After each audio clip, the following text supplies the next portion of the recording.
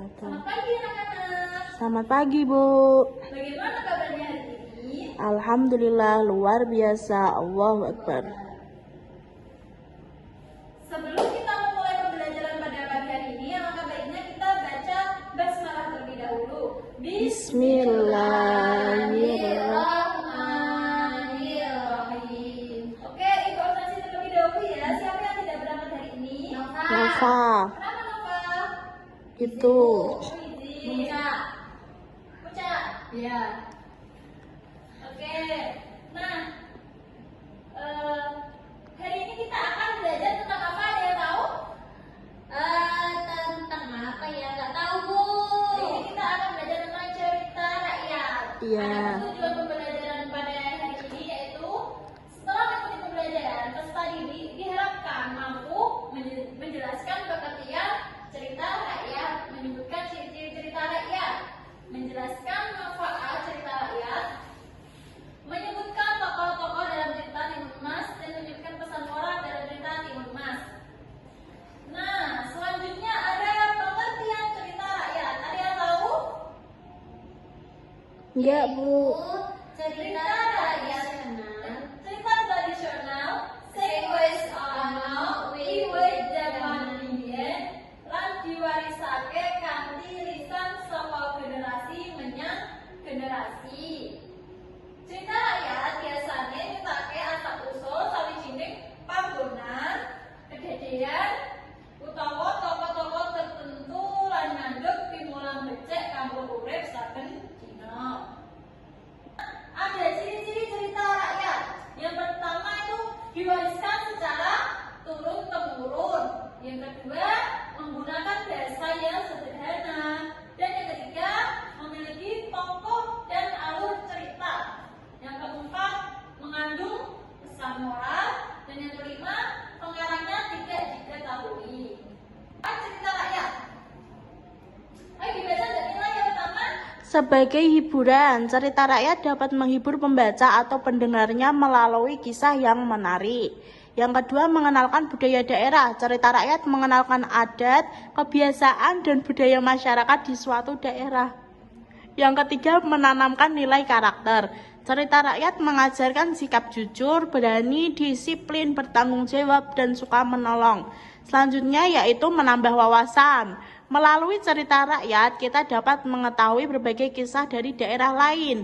Selanjutnya, melestarikan budaya bangsa. Dengan membaca dan menceritakan kembali cerita rakyat, kita ikut menjaga budaya Indonesia agar tetap lestari. Baik, Mbak Nila, terima kasih ya. Iya, Bu. Nah, selanjutnya Ibu ada cerita rakyat yang berjudul Timun Mas. Timun Mas. Saya bacakan ya, nanti anak-anak menyimak karena setelah ini Ibu ada pertanyaan, ya. Kalau nggak mendengarkan, nggak bisa jawab. Dahulu kala hiduplah seorang janda bernama Mbok Srini yang sangat ingin memiliki anak. Suatu hari ia mendapat biji timun dari buto ijo. Dari biji itu lahirlah seorang anak perempuan yang diberi nama Timun Emas.